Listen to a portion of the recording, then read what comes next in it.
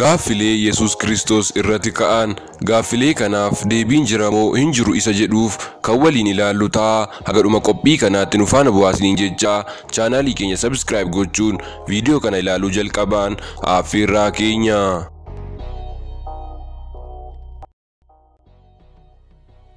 Yesus ergol ba'ee waaqa moo nama? Yesus foon uffatee utuu hin mul'atin dura bifa namummaa utuu hin ta'in bifa waaqummaa qofa kan qabu ture. Erga foon uffatee immoo bara baraan bifa namummaaf waaqummaatiin jiraata. Hordoftoonni amantaalee tokko tokko fakkeenyaaf Ortodoksii yoo fudhanne ilaalle Yesus yeroo ammaa kana jechuunis erga ol ba'ee jalqabee bifa namummaa utuu hin dabalatin bifa waaqummaa qofaan akka jiru amanu. Macaafni qulqulluun garuu barsiisa isaanii kana hin deeggeru. Ergaa Phaawulos gara warra Roomaatti barreesse boqonnaa 8 lakkoofsa 34 irratti Kiristoos du'aa kaafamee mirga Waaqayyootti argamuudhaan akka nuuf kadhatu agarsiisa. Asirratti kan inni nuuf kadhatu waaqummaa isaatiin utuu hin ta'in namummaa isaatiinidha. Kan inni kadhatuufis namoota addunyaa kana hundaaf otoo hin ta'in warra isatti amanan qofaafi. Wanti hubatamuu qabu Yesus namoota addunyaa kanaatiif hin kadhatu warra isatti amananiif malee gaafa jedhu isaaniif hin duune jechuu miti. Yesus kan du'e namoota hundumaaf garuu mirga Waaqayyoo taa'ee amma kan inni wabii ta'ee dubbatuuf yookaan kadhatuuf isaa ta'an qofaaf. Yesus amma yeroo mirga Waaqayyoo taa'ee kana jiruttis bifa namummaa akka qabu ergaa Phaawulos Ximootiyoosiif barreesse isa tokkoffaa boqonnaa 2 lakkoofsa 5 irratti barreeffameera. Kunis akkas jedha: Waaqayyo tokkicha inni gidduu dhaabbatee Waaqayyoof nama walitti fidus tokkicha inni immoo Yesus Kiristoos isa nama ta'ee mul'ateedha jedha. Yesus Kiristoos lammaffaa deebi'ee yommuu dhufus bifa waaqummaa isaatiin utuu hin ta'in bifa namummaa isaatiinidha.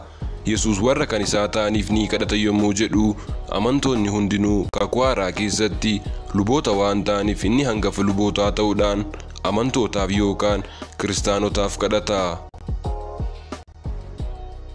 Wanti hubatamuu qabu luboota jechuun warra Waaqayyoof waatee addaan baafate yookaan Waaqayyoof addaan warra baafamaniif Waaqayyoof kan qulqullaa'an akkasumas dhuunfaa Waaqayyoo warra ta'aniif warra isaaf hojjetan jechuudha.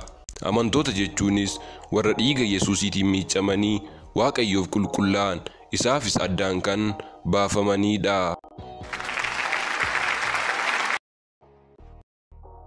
Yesus kan inni dhufeef Israa'el qofaaf moo addunyaa maraaf? Kaayyoon Waaqayyoo Yihuudoota duwwaa fayyisuu utuu hin ta'in guutummaa biyya lafaatiif akka ta'e Yohaannis 3:16 tokkoffaa Ximootiyoos 2:4 irratti ibsameera. Kunis ta'uu kan danda'u saba kakuu kan turan Yihuudootaaf dursi kennamuudhaani. Roomee 1:16 ani wangeelatti yeella'u inni humna Waaqayyoo isa warra amantii qaban hundumaa duraan dursee warra Yihuudotaa akkasumas warra Giriikootaa fayyisuudha jedha. Yohaannis 4:22 fayyinni Yihuudoota keessaa dhufaa jedha. Waaqayyoo karaa Abrahaamiitiin biyya lafaa akka eebbisu Abrahaamiif kakuu galeefii ture. Kana jechuun garuu toora sanyii isaa karaa Yisihaaqiitiin malee karaa ilma garbittii Ishmaa'eeliitiin miti.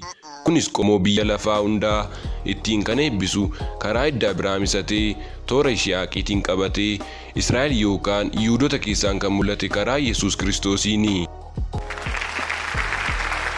Waaqayyoo saba Israa'el karaa yookaan daandii godhatee biyya lafaatiif fayyina laachuuf yookaan eebbisuu barbaade.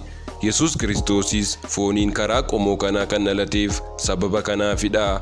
Yesus Kiristoos fannoo irratti fannifamuudhaan dhiiga isaa lolaasee hanga araara buusutti saba hundumaaf osoo hin ta'in warra Waaqayyoon beekuuf Waaqayyo fayyisaan isaan keessaan akka dhufu kakuu galeefii tureef ergamee isaan tajaajilaa ture.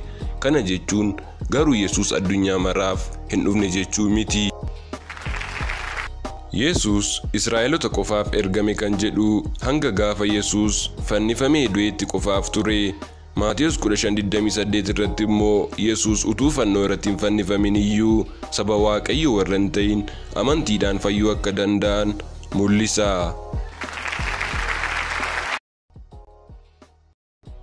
Wangeela Maatiyus boqonnaa 28 lakkoofsa 20 fi boqonnaa 18 lakkoofsa 20 irratti Yesuus yeroo hundumaa ani isinii waliin jira jedhee dubbateera. Wangeela Maarqos boqonnaa 14 lakkoofsa 7 fi Yohaannis boqonnaa 12 lakkoofsa 8 irratti warra hiyyeessotaa yeroo hundumaa of biratti argattu. Ana garuu yeroo hundumaa of biratti hin argattan jedha. Wal hin faallessu moo? Kun gonkumaa wal hin faallessu. Inni Maatiyos 28:20 fi Maatiyos 18:20 irra jiru waaqummaa isaatiin yeroo hundumaa iddoo hundumaattis akka nu waliin jiru yommuu dubbatu, kutaan Maarqos 14:7 fi Yohaannis 12:8 irra jiru immoo Yesuus fooniin yeroo muraasa qofaaf lafarra akka ture yookaan yeroo yartuu qofaaf fooniin akka jiraatu kan ibsuudha.